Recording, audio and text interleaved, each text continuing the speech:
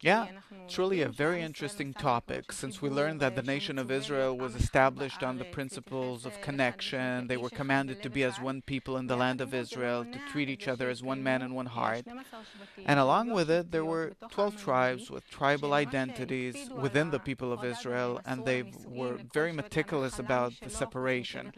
Marriage between the tribes was forbidden. Every tribe had their own land besides the Levi tribe.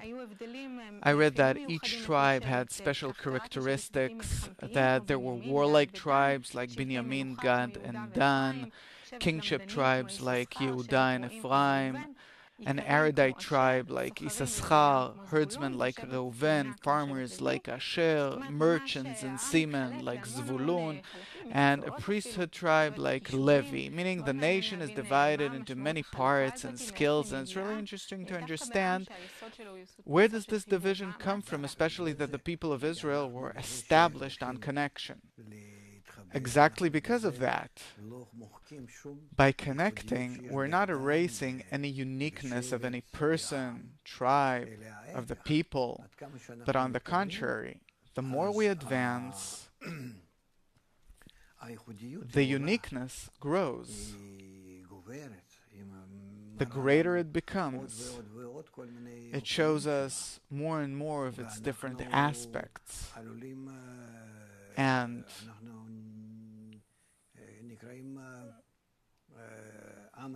we're called one people when at top all these differences we can connect and include all of these differences together in one connection.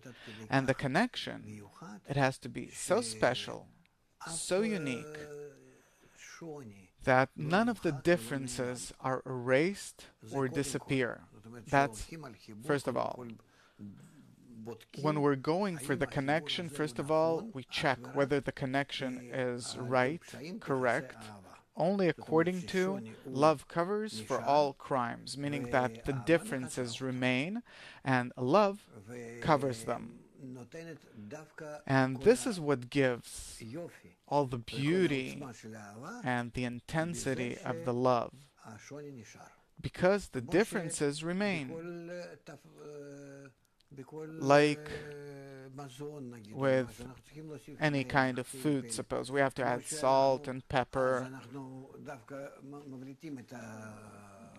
By that we actually point out the different tastes and flavors, like with a spouse, that sometimes you have to have some disputes, arguments in order to feel their connection.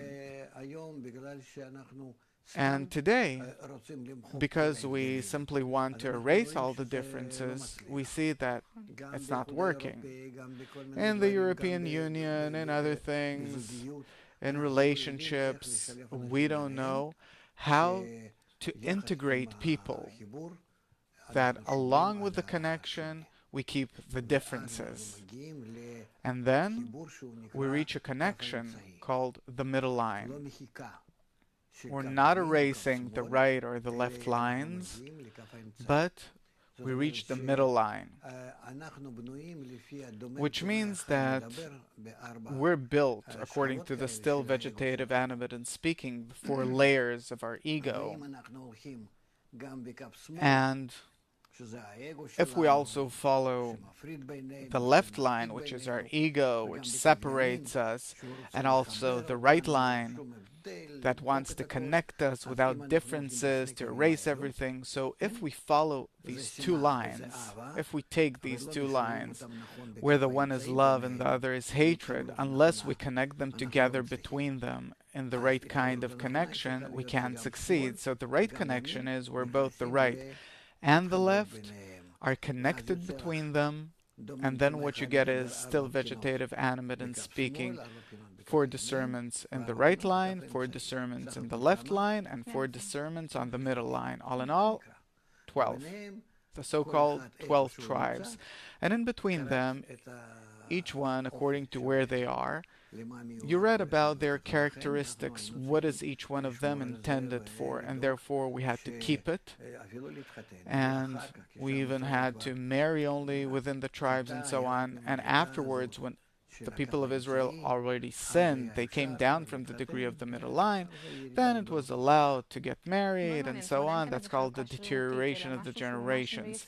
Meaning it's not something random, it comes from nature. Of course, this is the essence of nature, because the people of Israel are built on compatibility with the upper force. So by keeping all of their differences and by keeping the right kind of connection between them, they reach a state called Shekhinah, meaning the desire of the nation being in a state where they're capable of discovering the upper force within them, the Creator.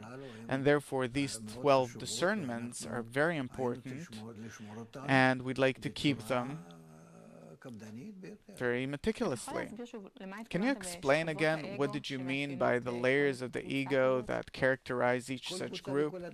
Each such group and each person, regardless of what tribe they belong to, are also included of these 4 discernments of the ego, 4 layers of the ego, which are called still, vegetative, animate, and speaking. These are layers inside of us.